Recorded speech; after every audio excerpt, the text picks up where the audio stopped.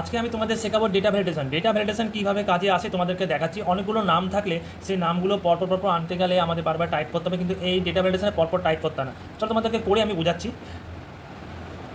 দেখো এখানে অনেকগুলো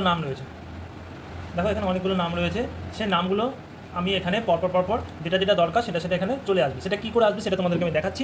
দেখো আমি এখানে যেখানে আনবো সেখানে আমি ক্লিক করলাম, যেখানে আনবো সেখানে সেলটাতে ক্লিক করবো, তারপরে যাবো ডেটাতে। দেখো এখানে যে ডেটা ভ্যালিডেশন ক্লিক করলাম। ডেটা ভ্যালিডেশনের পরে দেখো ডেটা ভ্যালিডেশন এখানে ক্লিক করবে।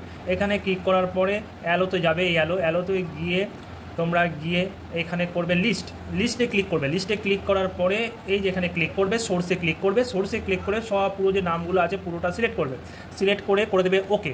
এই ওকে হয়ে গেলে এখানে দেখো একটা তীর চিহ্ন সিম্বল আছে, এখানে ক্লিক করবে। দেখো পরপর সব নাম আসবে, যে নামটা তোমাদের লাগবে সেই নামটা এখানে তোমরা পরপর সিলেক্ট করতে পারবে। এইভাবে তোমরা ডেটা ভ্যালিডেশন করবে। ডেটা ভ্যালিডেশন ডিলিট করে দিতে গেলে আবার যাবে ডেটাতে, আবার ডেটা ভ্যালিডেশনে যাবে। এখানে দেখো apply this change to cover this cell with same setting করা আছে, এখানে অ্যাপ্লাইতে ক্লিক করবে, ক্লিয়ার অলে ক্লিক করবে, ঠিক আছে, ওকে করে দেবে, ডেটা ভ্যালিডেশন চলে যাবে। এইভাবে তোমরা ডেটা ভ্যালিডেশন করতে পারবে। ভালো লাগলে নতুন ভিডিও দেখতে গেলে প্লিজ আমাকে লাইক করবেন, কমেন্ট করবেন, প্লিজ সাবস্ক্রাইব করবেন।